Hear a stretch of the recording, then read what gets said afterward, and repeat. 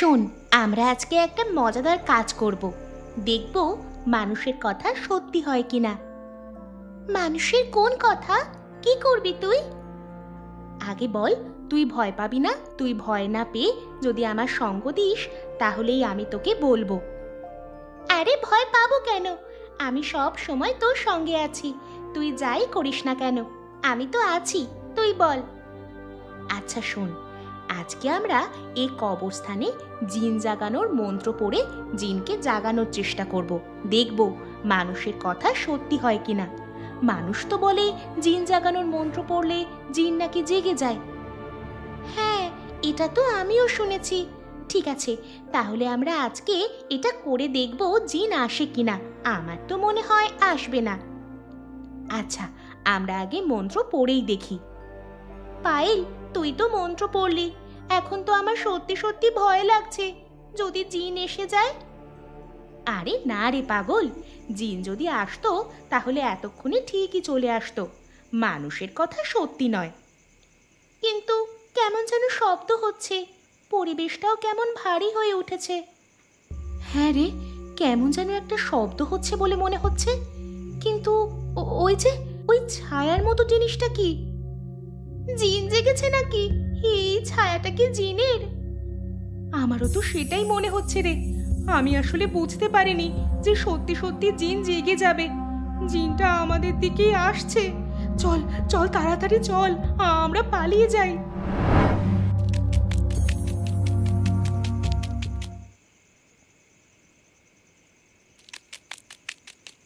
এই তারা, তুই এত রাতে কোথায় গিয়েছিলিস? আমাকে বলে গেছিলিস। আমি আসলে একটু বাইরে গিয়েছিলাম হাওয়া খেতে। আমি একা যাইনি, নীরাও সাথে ছিল। তুই নিশ্চয়ই নীরাকে নিয়ে গেছিলিস, হ্যাঁ? কারণ আমি তো তোকে চিনি। তুই বাইরে গিয়েছিলিস, আমাকে না বলে গেলি কেন? না বলে গিয়েছি, তাতে কি হয়েছে? আমি তো চলে এসেছি নাকি? চলে এসেছিস ভালো কথা, কিন্তু এত রাতে বাইরে যাওয়া কি ঠিক? তুই কি এটা বুঝতে পারছিস না? আচ্ছা ঠিক আছে, আমি তোমাকে বলছি, আমি আর কখনো বাইরে যাব না। এই রাতের বেলা তো নাই। আমি তোমাকে না বলে এ ঘর থেকে এক পাও বাইরে দেব না। এবার তুমি খুশি তো? তোর এই মিষ্টি মিষ্টি কথায় আমি আর ভুলছি না। তুই প্রতিবার এটাই বলিস, কিন্তু তারপরেও তুই আমাকে না বলি বাইরে চলে যাস। আচ্ছা ঠিক আছে, এবার বলছি তো, আমি এর বাইরে যাব না। আমার ভুল হয়ে গেছে, আমাকে ক্ষমা করে দাও। আচ্ছা, আমার ভুল না, আমার অন্যায় হয়েছে। এবার তো আমাকে ক্ষমা করে দাও, ঠিক আছে? সব সময় এমন করিস? তোকে নিয়ে আমার কত চিন্তা হয় তা তুই জানিস না? তোর যদি কিছু একটা হয়ে যায় তারপর আমার কি হবে? আমার কি অন্য কেউ আছে পৃথিবীতে? আচ্ছা আচ্ছা, আমি বুঝতে পেরেছি। আমি আর যাব না, সত্যি বলছি। ঠিক আছে, এটাই কিন্তু আমার শেষ সতর্কবার্তা। আমি কিন্তু আর সাবধান করব না। আর একবার যদি দেখি তুই রাতের বেলা বাইরে গেছিস, তাহলে তোর খবর আছে।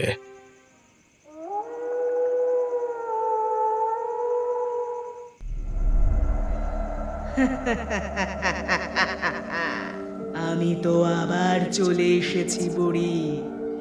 এবার তোমার কি হবে? তুমি কত নিশ্চিন্তে ঘুমিয়ে আছো। আমি তোমার ঘুম এবার হারাম করে দেব। আর একটা রাতও তুমি নিশ্চিন্তে ঘুমোতে পারবে না।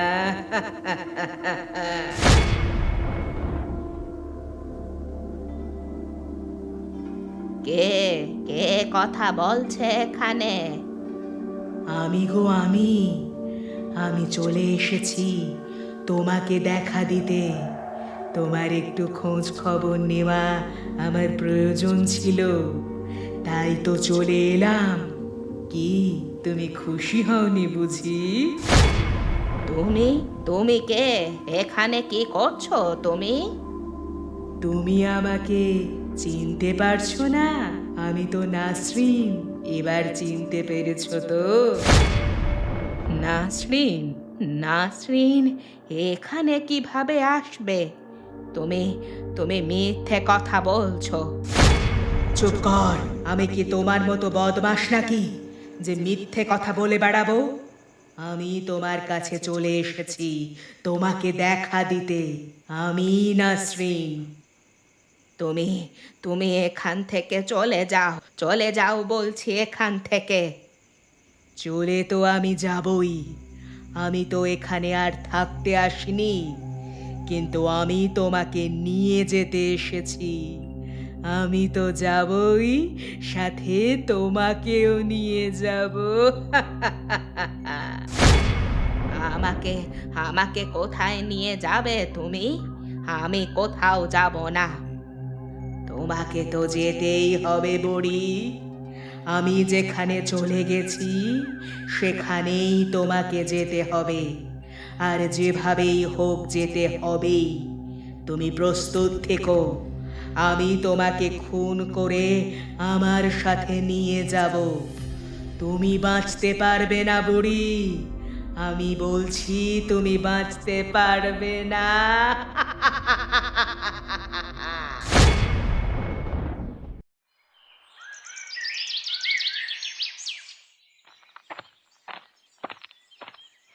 এই নাসির, শোনো, তোমার সাথে কথা আছে। হ্যাঁ, বলুন কি বলতে চান? তোমাদের তো বেশি বার বেড়েছে, হ্যাঁ? আমি তোমাদের সাহস দেখে অবাক হয়ে যাচ্ছি। কেন, কি হয়েছে? আমরা আমরা কি করলাম? হ্যাঁ, তোমরা কি করলে মানে? তোমার মেয়ে কোথায় যাচ্ছে না যাচ্ছে সেদিকে তুমি কোনো খবর রাখো? তোমার মেয়ে রাত বিরেতে আমার নাতনিকে নিয়ে বাইরে বাইরে ঘুরে বেড়াচ্ছে। আমি তো এসবের কিছুই জানি না। জানবে কিভাবে?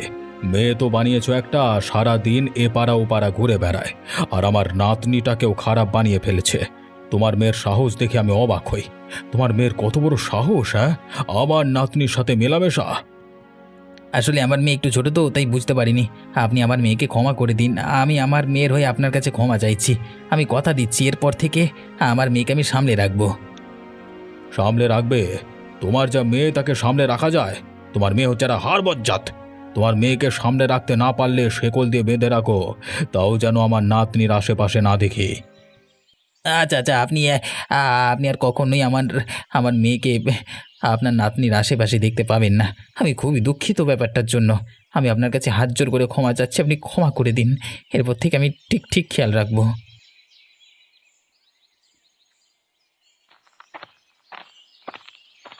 আফরোজা, তুই আমাকে বাঁচা আফরোজা। তুই ছাড়া আমাকে আর কেউ বাঁচাতে পারবে না। আমাকে বাঁচা দয়া করে। কি হয়েছে বুড়িমা? খোলসা করে বলো তো, এমন কেন করছো? গতকাল রাতে আমি ঘুমিয়েছিলাম, তখন একটা শব্দে আমার ঘুম ভেঙে যায়। চোখ খুলে দেখি নাসরিনের জিন আমার সামনে দাঁড়িয়ে আছে। তারপর আমাকে নিয়ে যেতে চাইলো, আমি যেতে চাইলাম না। তখন বলল ও আমাকে খুন করে ওর সাথে নিয়ে যাবে। বুড়িমা, তুমি কি সত্যি কথাই বলছো? অবশ্যই, অবশ্যই সত্যি কথা বলছি। এজন্যই তো সকাল সকাল তোর কাছে চলে এলাম। বুড়িমা, প্রথমত তোমার অনেকটা বয়স হয়েছে, তুমি সেই আগের জোয়ান নেই। এজন্যই তো আমরা তোমাকে বুড়িমা বলে ডাকি। মজা করলাম। আচ্ছা শোনো, তোমার বয়স হয়েছে তো, তাই তুমি ঘুমের মধ্যে এটা ওটা দেখেছো। তাছাড়া এটা তোমার ভ্রমও হতে পারে। একদম না, এটা অবশ্যই ভৌতিক কোনো ঘটনা ছিল। আমি নিজের চোখে দেখেছি, আমি ওর সাথে কথাও বলেছি। ও আমাকে নিয়ে যাবে। দেখো, এমনটা হতে পারে না। আমি তো বলছি তুমি শান্ত হও। এটা তোমার মনের কল্পনা শুধুমাত্র, অথবা তুমি স্বপ্ন দেখেছো। হয়তো তুমি দেখেছো যে তুমি ওই জিনের সাথে কথা বলেছো। এটা তো স্বপ্নেও হতে পারে। আরে না না, আমি স্বপ্নের মধ্যে ছিলাম না, বিশ্বাস কর। আমি ঘুম থেকে জেগে উঠলাম, তারপরই তো ওই নাসরিনের জিনকে আমি চোখের সামনে দেখতে পেলাম। আমি তো বারবার বলছি ওসব কিচ্ছু নয় বুড়িমা, ওসব তোমার মনের কল্পনা। তুমি এ নিয়ে আর কোনো চিন্তা করো না তো।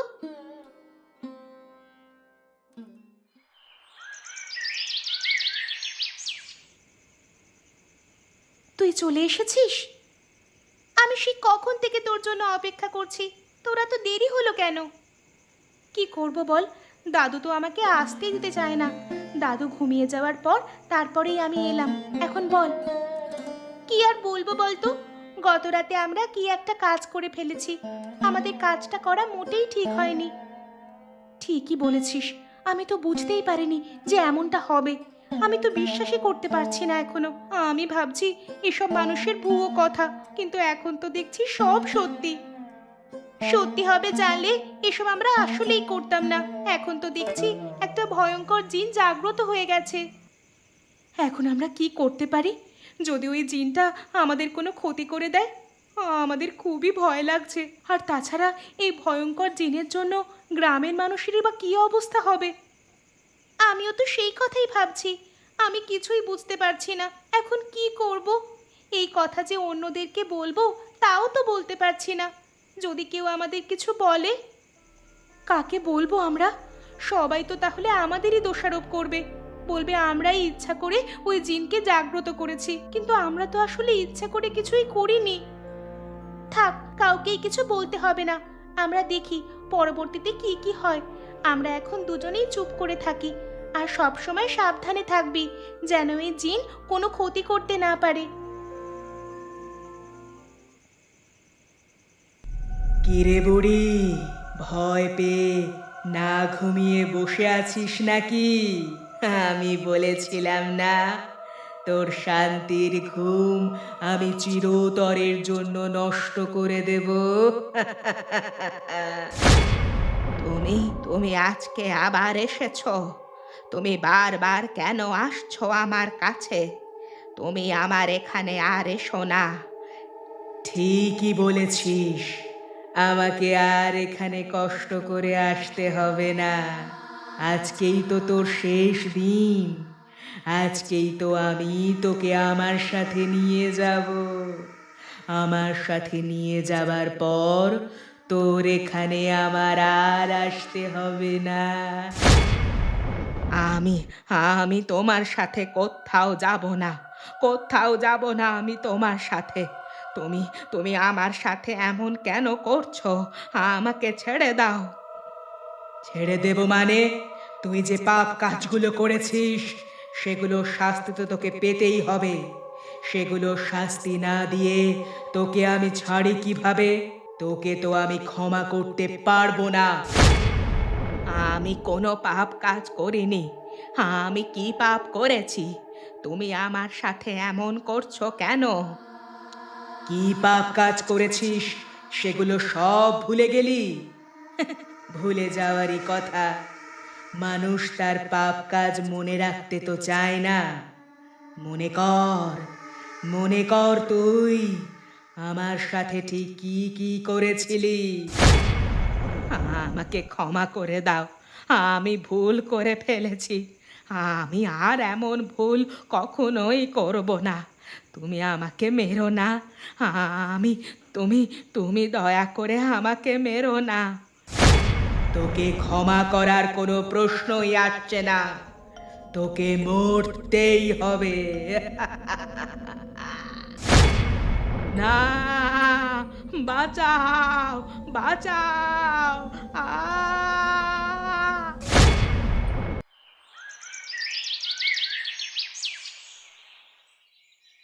আমি তো কিছুই বুঝতে পারছি না কিভাবে যে বুড়ি মারা গেল আর কেই বা এসে বুড়িকে এভাবে মেরে দিয়ে চলে গেল। আমার মনে হয় এসব কোনো মানুষের কাজ হতে পারে না। তুমি আবার কি আবোল তাবোল বলছো? মানুষের কাজ হবে না কেন? এটা মানুষ ছাড়া আর কে করবে? গতকাল বুড়ি আমার কাছে সকালে এসেছিল। বুড়ি খুবই ভয় পেয়েছিল। বলল তার সাথে নাকি কোনো ভৌতিক কারবার হচ্ছে। নাসরিনের জিন নাকি চলে এসেছে। সে নাকি বুড়িকে মারতে চায়। আমি তো ভেবেছি বুড়ির বয়স হয়েছে, তাই এসব উল্টোপাল্টা হয়তো স্বপ্ন দেখেছে। আমি তো এসব কিছু বুঝতেই পারিনি। তাহলে আমার মনে হচ্ছে এটা কোনো ভৌতিক কাজ হতে পারে। তোমার কি মনে হয়? আমারও তাই মনে হচ্ছে। সেই জন্যই তো বললাম এগুলো কোনো মানুষের কাজ হতেই পারে না। বুড়ি আমাকে সত্যিই বলেছিল। আমি বিশ্বাস করিনি বুড়ির কথা। তাহলে এতক্ষণে বুড়ির মৃত্যুর আসল রহস্য বুঝতে পারলাম। আমি যদি বুড়ির কথা শুনতাম তাহলে আজকে হয়তো বুড়ি বেঁচে থাকতো। বুড়িকে এভাবে মরতে হতো না। কিন্তু নাসরিনের জিন বুড়িকে কেন মারতে চাইবে? এসব তো আমি কিছুই জানি না। আমাকে শুধু বুড়ি বলেছিল নাসরিনের জিন নাকি বুড়িকে মারতে চায়। আচ্ছা তুমি চিন্তা করো না, আমি দেখি এই রহস্যর উদ্ঘাটন করতে পারা যায় কিনা। আমি যদি আগেই এই রহস্য জানতাম তাহলে বুড়ি হয়তো আজকে বেঁচে থাকতো। আমি যে কোনোভাবে বুড়িকে বাঁচিয়ে দিতে পারতাম।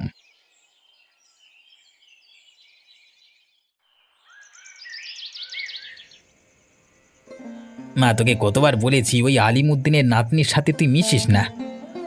বাবা, আমি ওর সাথে মিশলে কি এমন ক্ষতি হবে? আমরা গরিব ঠিক আছে, তাই বলে কি মানুষ না? আর তাছাড়া পায়েল তো আমার বন্ধু। কিন্তু আলিমুদ্দিন আমাকে কত কথা শোনায়, সেটা তোকে আমি কিভাবে বোঝাই বলতো? আলিমুদ্দিনের কাজ আলিমুদ্দিনকে করতে দাও। এখন আমার একটা কথা শোনো, তোমার সাথে আমার একটা গুরুত্বপূর্ণ কথা আছে।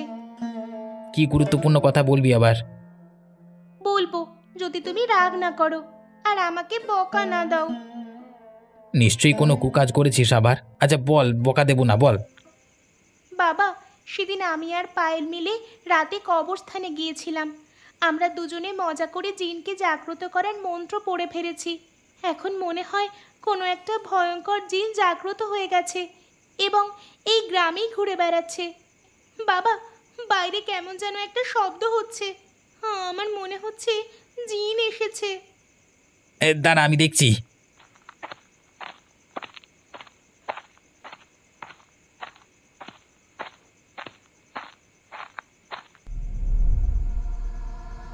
না না, নাসরিন, তুমি তুমি জিন হয়ে জাগ্রত হয়ে এসেছো? আমি তো বিশ্বাসই করতে পারছি না যে তুমি। ওরে, তুমি আমাকে চিনতে পারলে? এত সহজে চিনতে পারলে?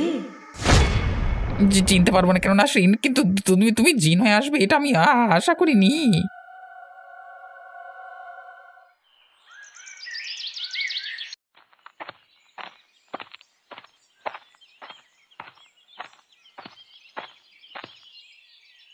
শামসুদ্দিন, শোন, তোর সাথে কথা আছে। কথা আছে? কি কথা আবার? শামসুদ্দিন, এই নাসরিন ফিরে এসেছে। ভূত হয়ে ফিরে এসেছে। গ্রামের সমস্ত, মানে সবাইকে মারবে। সেটা তো আমি আগেই জানতে পেরেছি। নাসরিনের জিন বুড়িকে হত্যা করেছে। সেই রহস্য উদ্ঘাটন করারই তো আমি চেষ্টা করেছি। তো তুই কিভাবে জানলি? গতকাল রাতে নাসরিনের জিন আমার বাড়িতে এসেছিল, আমাকে দেখা দিয়েছিল। আমি নাসরিনের জিনকে চিনতে পেরেছি। কি বলো কি? নাসরিনের জিন তোমার বাড়িতে গেছিল? তোমার কোনো ক্ষতি করেনি তো? না না, আমার কোনো ক্ষতি করেনি, কিন্তু ক্ষতি করতে গিয়েছিল কিনা সেটা বুঝতে পারছি না। কারণ আমার মেয়ে এবং পায়েল মিলে মজা করে মন্ত্র পড়ে নাসরিনের জিনকে জাগ্রত করেছে। কি সর্বনাশ হয়ে গেল! এবার যে আমি কি করি, কিভাবে যে এই রহস্য উদ্ঘাটন করি, তো কিছুই তো বুঝতে পারছি না। নাসরিনের জিন কেন এভাবে ঘোরাঘুরি করছে আর মানুষকে কেন হত্যা করছে? আমার তো মনে হচ্ছে নাসরিনের মৃত্যুটা কোনো স্বাভাবিক মৃত্যু ছিল না। আমার মনে হচ্ছে নাসরিনকে কেউ হত্যা করেছিল। সেই হত্যার প্রতিশোধ নিতে নাসরিনের জিন ফিরে এসেছে। আমারও সেটাই মনে হচ্ছে, এবং সেই বিষয়ে পরামর্শ করবার জন্য তো তোমার কাছে ছুটে এলাম। এরা বিদ করো ভাই, নাহলে কোনদিন মরেও। ঠিক আছে ঠিক আছে, তুমি ভয় পেও না, এই বিষয়টা আমি দেখছি। আর তোমরা সাবধানে থাকবে, বিশেষ করে তুমি তোমার মেয়েকে সাবধানে রাখবে।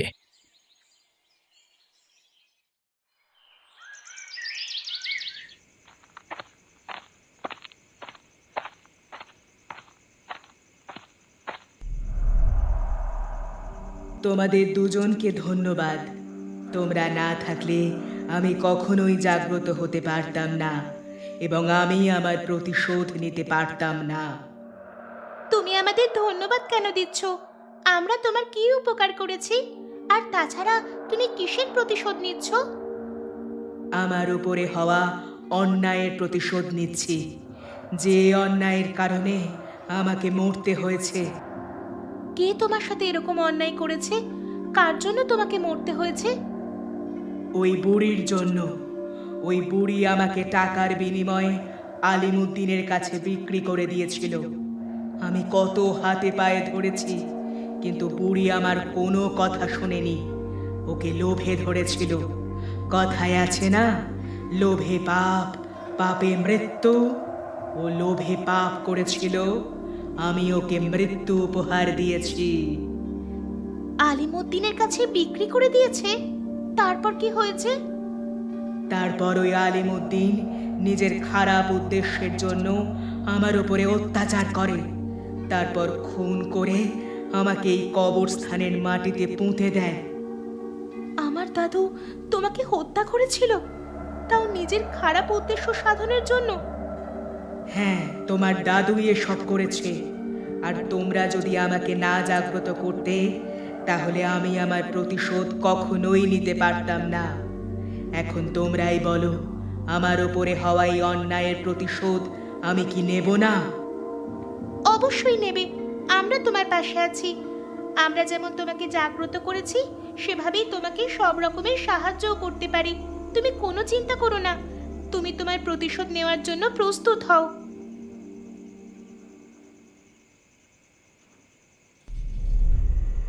অবশেষে আমি আমার সাথে হওয়া অন্যায়ের প্রতিশোধ নিতে পারছি।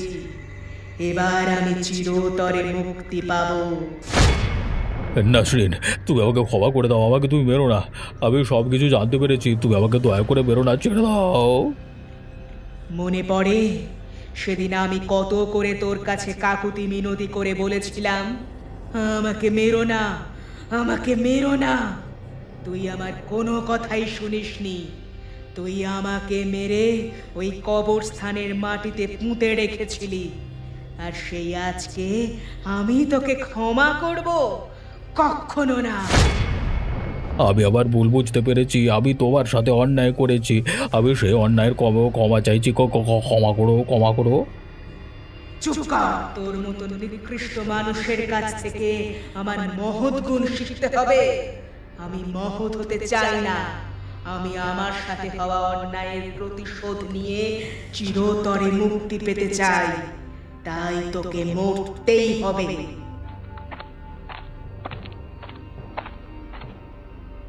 তুমি ওকে মারতে পারবে না নাসরিন, আমি আলিমুদ্দিনকে বাঁচাবো। তুমি ওকে ছেড়ে দাও। আমি বলছি আলিমুদ্দিন নিজের পাপের প্রায়শ্চিত্ত করবে।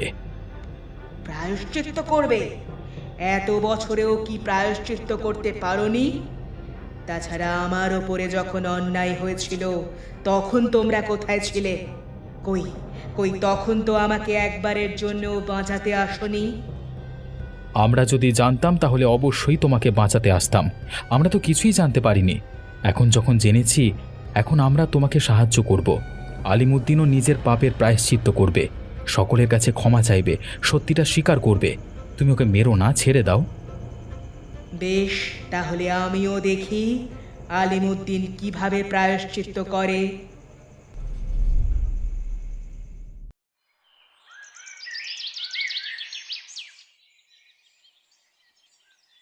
আপনারা সকলেই এখানে উপস্থিত আছেন, তাই আমি আপনাদের সকলের উদ্দেশ্যে একটা কথা বলতে চাই। কথাটা আসলে সত্য স্বীকার করতে চাই আমি। ভয় পেও না আলিমুদ্দিন, সত্যটা স্বীকার করো। মনে রেখো, এটা কিন্তু তোমার জীবন মরণের প্রশ্ন। আমি নাসরিনকে বুড়ির কাছ থেকে মোটা অঙ্কের বিনিময়ে কিনে নিয়েছিলাম। তারপর আমি আমার খারাপ উদ্দেশ্য সাধনের জন্য নাসরিনের উপরে অত্যাচার করে তার উপর খুন করে কবরস্থানের মাটিতে পুঁতে রাখি। আমি বড় অন্যায় করেছিলাম, আমি আমার ভুল বুঝতে পেরেছি। এই ভুলের প্রায়শ্চিত্ত করতে চাই। আমি চাই নাসরিনের নামে এই গ্রামে একটা স্কুল হোক, যেখানে গরিব দুঃখী ছেলেমেয়েরা বিনা পয়সায় পড়তে পারবে। আরও বিভিন্ন ধরনের সামাজিক কাজ আমি নাসরিনের নামে করতে চাই। আপনারা আমাকে ক্ষমা করে দিন। আপনি যে আপনার দোষ স্বীকার করে নিয়েছেন, এতে আমরা খুশি। তার চেয়ে বড় খুশি হয়েছি এই গ্রামে নাসরিনের নামে একটা স্কুল হবে সেটা শুনে। আমরা আপনাকে সবাই ক্ষমা করে দিয়েছি। আশা করছি আপনার এই ভালো কাজের জন্য নাসরিনও আপনাকে ক্ষমা করে দেবে। হ্যাঁ আলিমুদ্দিন, আমরা সবাই তোমাকে ক্ষমা করে দিয়েছি। তুমি তোমার ভুলটা বুঝতে পেরেছ। এবার অবশ্যই নাসরিনের জিন তোমাকে ক্ষমা করে দেবে। সেটাই যেন হয়। আমি আবারও আপনাদের সবার কাছে ক্ষমা চেয়ে নিচ্ছি। আরও একবার আপনারা সবাই আমাকে মন থেকে ক্ষমা করে দেবেন। আমার জন্য কেউ কোনো ঘৃণা রাখবেন না। আমরা খুব খুশি হয়েছি আপনার কাজে। এবার নাসরিনের জিনও আপনাকে ক্ষমা করে দেবে। হ্যাঁ দাদু, আমরা সবাই খুব খুশি হয়েছি এবং তোমাকেও ক্ষমা করে দিয়েছি।